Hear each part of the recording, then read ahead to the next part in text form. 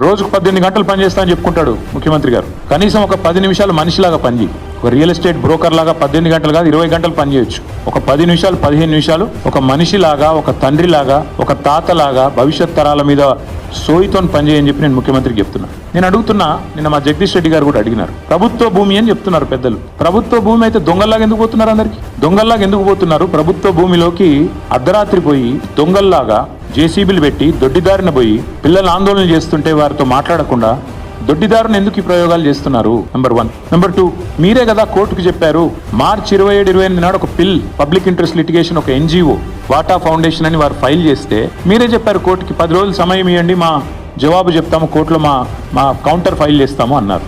మరి ఆ 10 రోజులు ఏం పడిపోయిందని వాళ్ళ బుల్డోజర్లు పంపి అర్ధరాత్రి అపరాత్రి అని లేకుండా ఉన్న చెట్లన్నీ కూలగొట్టి అక్కడున్న పశువులను చంపేసి అక్కడున్న పక్షులను గూళ్ళు చెదిరేటట్టు చేసి ఈ 10 రోజులు దొంగల్లాగా ఎందుకు వ్యవహారం చేస్తున్నారు? ప్రభుత్వ భూమి అన్న